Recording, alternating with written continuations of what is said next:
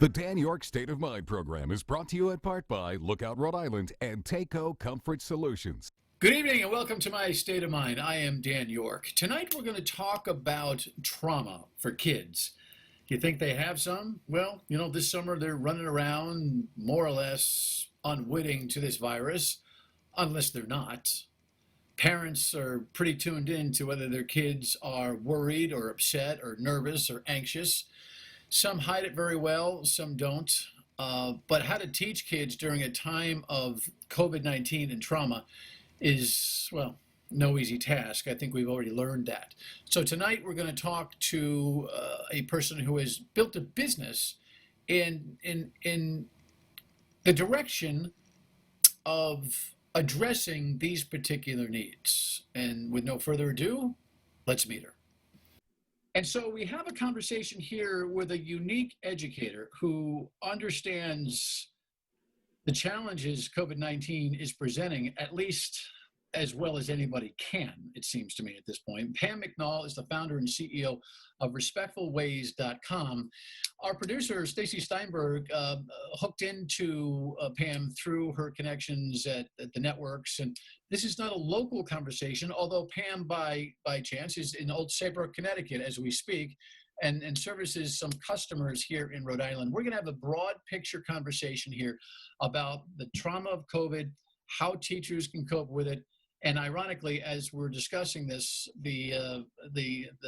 as I'm recording this yesterday afternoon, the governor is battling with the press over opening up schools. So this is the week. Pam, welcome to Dan Yorke State of Mind. Thank you for joining me. Thank you for having me. Quick background on your education and your resume and what your company is about, if you can. Okay, great. Well, actually, I'm a journalist by trade and an entrepreneur with Respectful Ways. I started as Respectful Signage.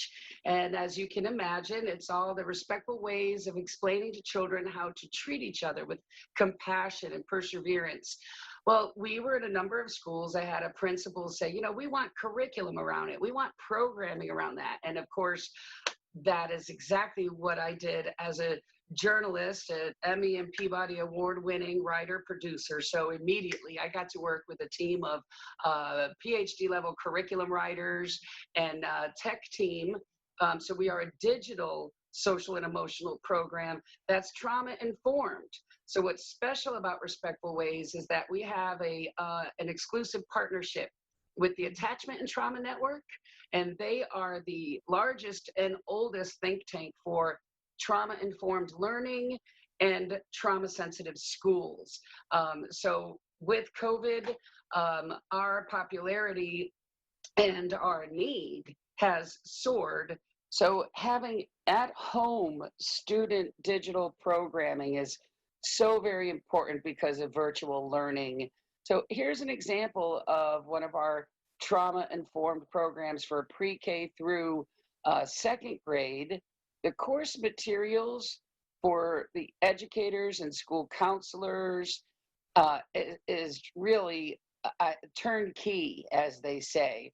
Here are all of your lesson plans with everything you would expect in a lesson plan, with the summaries, essential questions, the rationale of the program, the objective, introduction and discussion points, ideas to help you by slide in our digital material.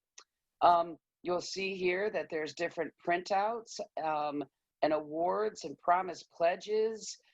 These are materials that you can print or send digitally, which your students will love, that they can receive this even if you are virtually away from your student. You can still type in their name, which is very beneficial. And all the standards that are fulfilled. So we're going to weave in and out of reasons that educators in our region may want to touch base with you. But at the same time, I'd like to talk about the broad strokes here. The big question right now that all educators have got to deal with is, what is the cumulative net best benefit during COVID for kids to be in school, with whatever the virus risk presents. And obviously that is different from region to region right now, as other states are spiking: California, Texas, Florida, Arizona, now Idaho, for heaven's sake. But parents are very nervous about this, and the president is sending all sorts of messages that have an aggressive, transparent battle with science. So nobody knows. Do you know?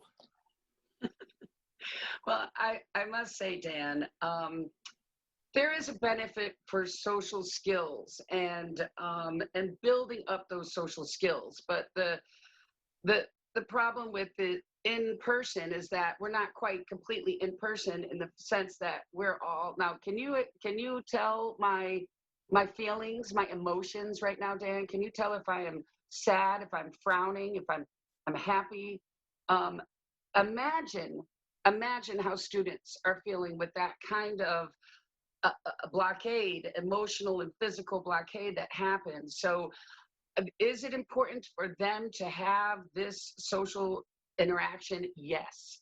Is it important to do it as a bubble and listening to the CDC guidelines? Absolutely. So that 4 to 6 feet apart, as a person who speaks with schools across our country, I've noticed that what's been trending is hybrid learning. Half the schools, so when you do go to school, you're not going to be with all of your classmates, and that the online learning aspect is going to just truly take over as a major part of how they're learning, and blending social skills. When you are online, there's ways to do it. You can ask the children to connect by making sure, like for example, part of our program, when turn to your partner or look at your partner or talk with your partner about your feelings on do the right thing or be kind, it feels good. And so what you do is you have them FaceTime each other. You have them make a phone call. You connect some of the children who aren't best friends where they can gain some social skills. It can be done even during this crazy time we're living in. Yeah, well, clearly it was done in March, April, May, and June at various levels of success, and depending on what the modus operandi was. In Massachusetts, part of our viewing audience here, the Department of Education kind of expressed put your finger in the dike, just hold on to this thing. We're a high performing state, just hold on to this thing and let's not put a lot of pressure on it. In Rhode Island, where we feel like we've been trailing and have new education leadership in the Ed Commissioner, Angelica Infante Green, she and the governor put out a message that we're not going to miss a beat and we're going to move forward. Now, whether the reality of performance production from either one of those two philosophies matches the intended goal at the beginning of COVID in March is to be determined, because we don't know, and I'm not sure how we're going to guess. What is your instinct about what school systems here in the region and across the country did in terms of whatever educational success they may have achieved? What are you hearing? Okay, so what I have found is that it top down is important. Even though they might not be the decision makers and the doers, it's still really important that there is a goal in place. And in March, April, and May was extremely difficult because everyone was still just sort of backpedaling, trying to figure out what they're doing. But it is so very important. It is day after day after day right now that it is school district after school district that are having these open forum Zoom type meetings where parents are involved, educators are involved, and what they need to do, the most important thing that they do now that they weren't able to do earlier in the year, is to actually do surveys and ask parents and ask educators, ask school counselors, and even students. Because what I've heard and complaints across our country is that they'll have this task force, and this task force is made up of administrators, and they're not boots on the ground, and they're not very aware of exactly how it works. You really have got to talk with the people who are directly affected, and that would be the educators. And you hear about that going on a lot. Now, Massachusetts is really a pretty powerful state when it comes to social and emotional learning.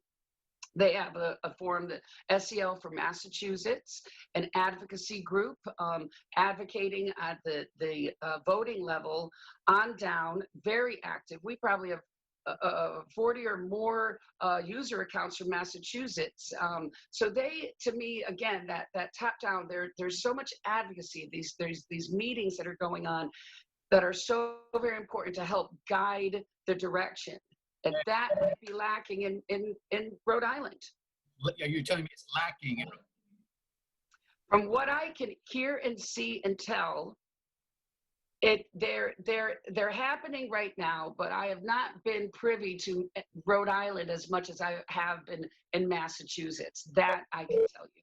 The one thing I will say, we'll talk about this when we get the Ed Commissioner and, for instance, the Superintendent of the Providence Schools, both brand new, really have done a lot of that outreach that you were speaking to. We'll talk about that, and then we'll talk about this trauma issue when it comes to learning, because that's the last thing we want our kids to go through. Pam McNall is the CEO and founder of respectfulways.com. We'll be right back on Dan Yorke's State of Mind. Please stay with us. Welcome back to My State of Mind. Dan Yorke here with Pam McNall, who runs a company called respectfulways.com. She's a journalist and has moved into the education world with this social emotional learning model. And it may sound like made up new vernacular to you, but it's certainly something that is grasped in the education world and means something. You know, you applauded Massachusetts. You have questions about Rhode Island. I don't know if that means that folks in Rhode Island have not yet been oriented to your business, and I'm guessing you log on to your accounts and you get useful tools, and you're a teaching aid, and so hopefully this program for you will generate a little bit of business. But our purpose here is not to run a commercial, but to talk intimately about these matters. What is your review? I mentioned the commissioner and the Providence new superintendent, Superintendent Peters. Both recent guests on the program, both struggling like all education management people are, trying to figure out this whole thing. Providence is in this rebirth model, and then the virus hits, so they got a two-tiered challenge, one of the worst school systems in the country, trying to rebuild. Do you have a take on what's happening here? Well, I do. So I happen to watch your programming with Superintendent Peters from Providence Public School District. And at one point, he mentioned about an expectation to learn and that we can't be using excuses. And I understand that completely, but I have to tell you that developmental trauma, which is brain altering trauma, children cannot help themselves when they flip their lid or shut down. So the cerebellum, part of the brain, when that is disconnected, big feelings are right here, big feelings. So when you have flipped your lid or you have shut down, those children cannot help themselves. And that's the difference on why a program that social and emotional learning that's trauma informed will help all students feel safe. So that expectation of children to learn, being there, but you have to do it right, because if you don't say things and phrase things where there is no shame involved, a child of trauma is going to shut down or flip their lid, and then they cannot learn. Literally, the brain is not, the upper and lower part of the brain are not communicating, connecting. It is not their fault. It is physiological. So it's all about how you say it, which is important. I get that. That's it. That's very interesting. I get that. Now, people say she's a journalist. She's not a neuroscientist. What's up with that? And so you can fill in the blank there. But what specifically did the superintendent say about expectations that alarmed you? Just that he had an expectation to learn, uh, uh, no matter, like there's no excuses. He spoke about we can't use excuses. We have to have an expectation to learn, which I honor. And I think that's very, very smart. But the way to do it is to make sure that your children are not shutting down. Because if you put a stress on a child and make them feel shame because your teachers have not been trained on how to speak in trauma-informed language, where there's no shame involved in that child, then you're not going to connect them, and that child will be shut down for hours. But if you know how to finesse, it's all about the professional development training that you do with these educators to make sure that they understand how to speak of children with trauma. And as a journalist, we are many experts in everything. As the award winner, I actually conduct Respectful Ways as a newsroom in the sense of bringing on the editorial team when we need changes, and we're digital. So guess what? We have COVID changes going on in all of our curriculum because we're digital. We're able to. And then I'll go to my tech team, and I'll go to the marketing team, and the website team, and I run it like a newsroom. It's the beauty is that I hire educators to talk and work with educators, and I host and control the whole corporation as the CEO, like a newsroom, which I think you would appreciate. You must know that that's the first thing that astute viewers would have asked themselves. When we come back, we're going to develop this thought on trauma and shame, because I think it's at the core of this conversation. Really important. Pam McNall, who runs respectfulways.com, and our conversation about social emotional learning in this COVID season. Right back on Dan Yorke State of Mind. Please stay tuned. Welcome back to my State of Mind. Final few moments with Pam McNall, who runs a business called Better Ways. Respectful Ways. So it's better too. Respectfulways.com. And social emotional learning is at the core here, and she's a digital service, and she's got obviously strong opinions about all this. I will tell you that I find common ground in your analysis about shaming trauma, because trauma and anxiety are very closely attached. I think anybody who's ever been schooled on dealing with anxiety knows that if you judge it, it will inflame. If you accept it, it'll mitigate in a way. Accepting somebody's trauma when you're trying to raise them up is obviously along the same good thinking. The challenge is that our good educators, most of whom want to do the right thing, don't have a lot of this training, and frankly, add the digital pressure that they've experienced in the last few months, and what they're going to experience through this COVID season in a very, very up and down 2021 school season. My goodness, it's not easy. What in addition to checking your website, respectfulways.com, what would be your best advice to education management, meaning superintendents and teachers themselves, in going about their business this COVID school season? I tell you, it has everything to do with professional development. You do not, they're just as important, your educators, as your kiddos, your students.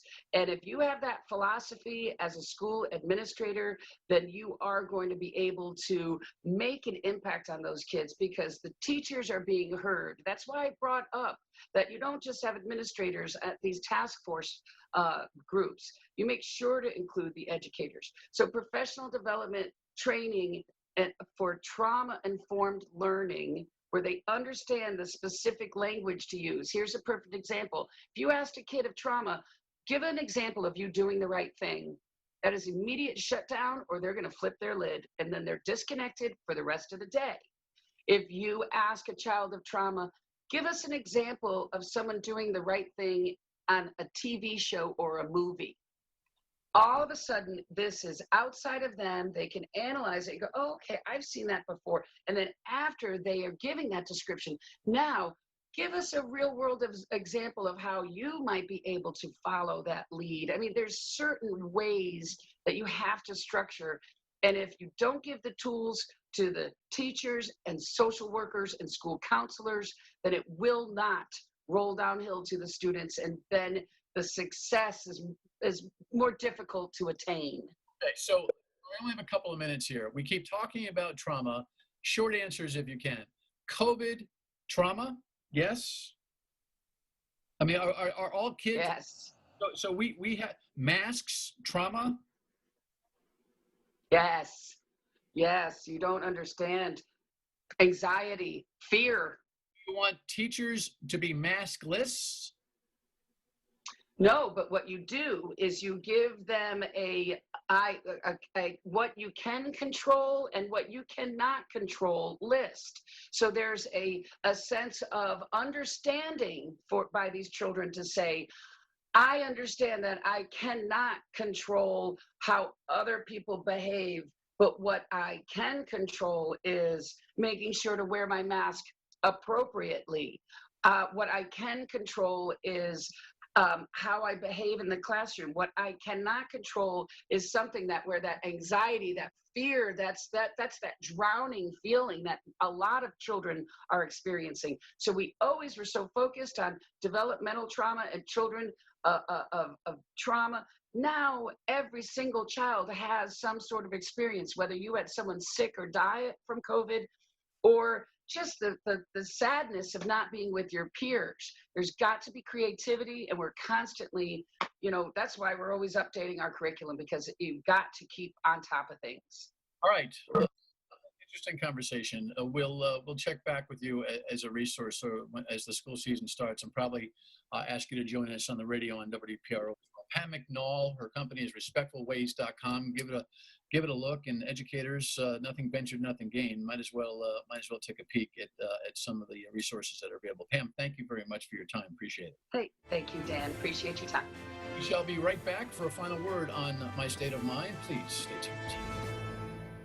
It's respectfulways.com or other professional development. It seems to me that that's going to be a key to that whatever success can be derived from the 2020-2021 school year, which is on us in a big way. We'll be in touch on the education issues throughout this summer and all the way through the fall, I promise, on My State of Mind. Check you out on the radio tomorrow, 3 to 6 on WPRO. Thanks so much for tuning in. Good night.